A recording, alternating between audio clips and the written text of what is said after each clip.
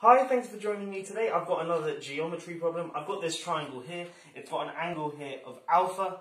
It's got a perpendicular height of 2 and a base length of 5.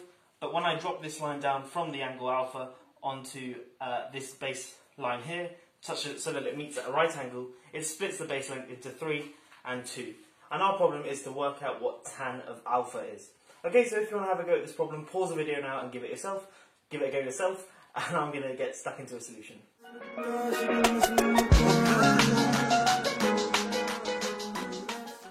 Okay, so perhaps there are multiple ways of solving this problem, but the reason I'm going to show you the way I'm going to show you to solve this problem is because it brings out a really nice identity to do with tangents and angles of triangles. Okay, so let's get stuck in. Let's call these other angles here beta and gamma. And now it's really easy to work out what tan of beta and tan of gamma are. So tan of beta is equal to opposite over adjacent, so 2 divided by 3, so 2/3. And tan of gamma, same thing, is opposite over adjacent, so 2 divided by 2, so 1. Okay, but of course we can't really use the same trick to work out alpha, otherwise the problem would be too easy. But now I'm going to make the claim that this identity holds, so tan of alpha plus tan of beta plus tan of gamma equals tan of alpha, tan of beta times tan of gamma. Okay, so a really nice identity. Obviously, I've just written it down. Now let me get on to proving it. And then, of course, once we've proved it, because we know what tan of beta and tan of gamma are, we can just shove them into here, then rearrange to work out tan of alpha. Okay, so let's go into proving this. I'm going to start from the left-hand side and work towards getting to the right-hand side. Okay, so let's look at this thing first. Now remember our double angle formulae. Tan of alpha plus beta is equal to tan of alpha, tan of beta, tan of alpha plus tan of beta divided by 1 minus tan of alpha, tan of beta. Okay, great. So we've got this thing here in the numerator here. So tan of alpha plus tan of beta is equal to tan of alpha plus beta times 1 minus tan of alpha, tan beta. Okay, so let's write that out. Tan of alpha, I'm just going to use t for shorthand for tan. T of alpha plus t of beta is equal to t of alpha plus beta times 1 minus t of alpha, t of beta. Just squeeze that in there. Okay, cool. And now we want to add on the tan of gamma. So therefore we have that tan of alpha plus tan of beta plus tan of gamma is going to equal this thing plus tan of gamma.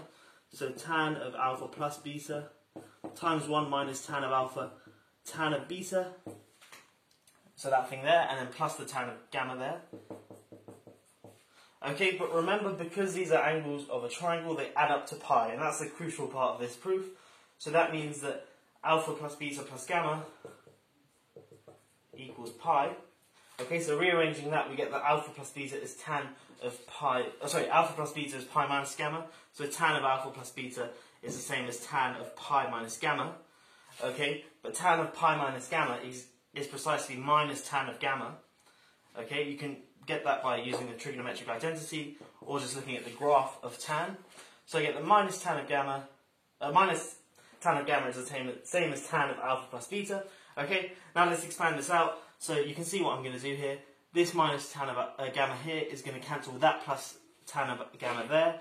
And all I'm left with is the minus tan of gamma times minus tan of alpha, tan of beta. Of course the minuses cancel, and I'm left with the result that I want.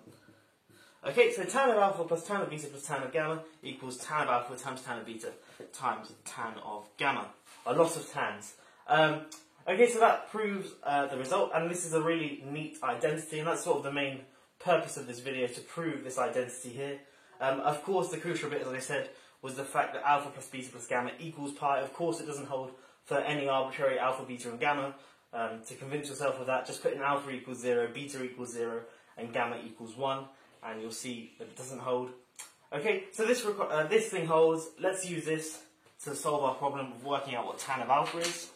Okay, so let's get rid of all of this. Okay, so tan of alpha is what we want to work out. So t of alpha, then tan of beta is 2/3.